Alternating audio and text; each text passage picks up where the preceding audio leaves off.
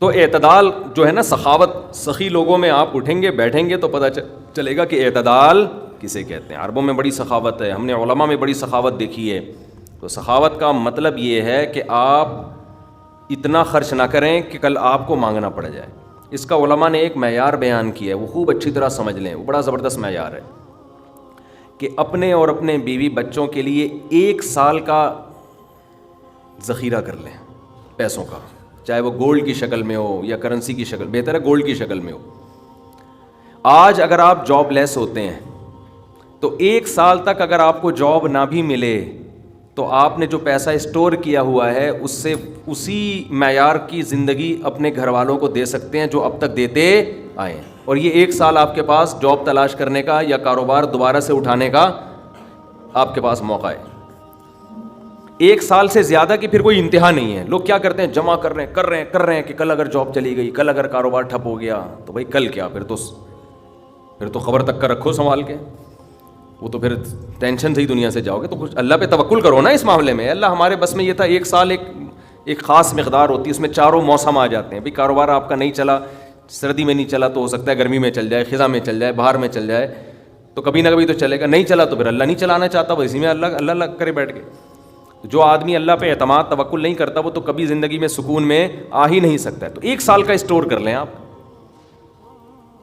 اور بہت اللہ نے پیسہ دیا ہے تو بچوں کے لیے ایک پراپرٹی لے کے ڈال دی, پلاٹ 2-4 لے کے ڈال دیے, مرنے کے بعد بچے بالکل روڈ پہ نہ آ جائیں. بس باقی کیا کرو, کھاؤ کھلاؤ. ٹھیک ہے, کیا کریں. ایک لطیفہ سنا دوں, ہمارے ایک دوست نے بھیجا تھا بڑا زبردست قسم کا.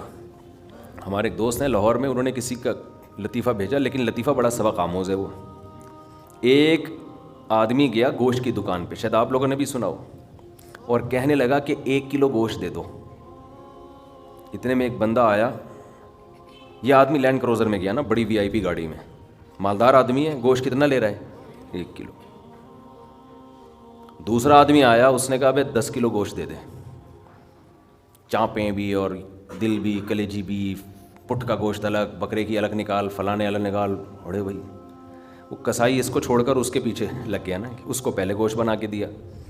یہ جو 1 کلو والا تھا نا, 1 کلو والا, اس کو غصہ آیا کہ یار اس کو تو 10 کلو دے رہا ہے کم بخت, 10 کلو والے کو پہلے دے رہا ہے. اس نے کہا بھائی وہ اس کا آرڈر بڑا ہے, وہ پرانا کسٹمر ہے ہمارا. اس نے کہا یار اس کے پاس اتنا پیسہ کہاں سے آیا کہ اتنا ویسے گوشت لے کے جا رہا ہے. اس نے کہا بات یہ ہے کہ اس کی 4 بیویاں ہیں. اس کی کتنی بیویاں ہیں, 4 بیوی, چاروں بیوہ ہیں.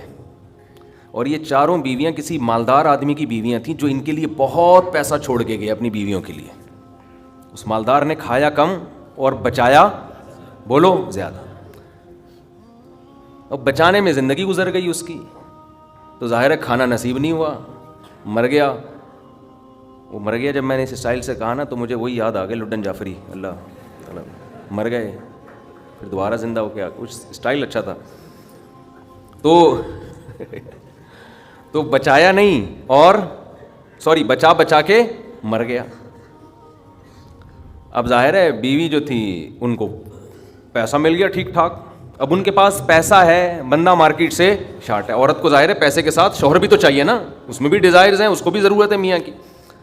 تو یہ غریب کا جذبہ تھا 4 شادیاں کرنے کا نا, تو یہ کرتا چلا گیا. پرانے والے کا سارا پیسہ کس کے پاس آ گیا, اب یہ بیوی کے خرچے پہ کھا رہا ہے, یہ بچا نہیں رہا. ظاہر عورت کا پیسہ ہے, تو یہ دوسرے کے پیسے پر ان کی بیویوں سے شادی بھی کی ہوئی ہے اور اس دوسرے کے پیسے پر کھا بھی رہا ہے. اس لیے یہ 10 کلو گوشت لے کے جاتا ہے. سمجھ رہے ہو, اس نے فوراً کہا میرے لیے بھی 10 کلو بنا دے. میں نہیں چاہتا میرے مرنے کے بعد میرا ہوا بچا پیسہ کوئی اور بغیرت استعمال کرے, معذرت کے ساتھ. ابے پہلے خود تو کھاؤ. اس وقت جو تمہاری حاضر سروس بیوی ہے, بولو تم جب تک میری بیوی ہو تو کھاؤ, ٹھیک ہے نا, تم بھی کھاؤ میں بھی کھاؤں گا.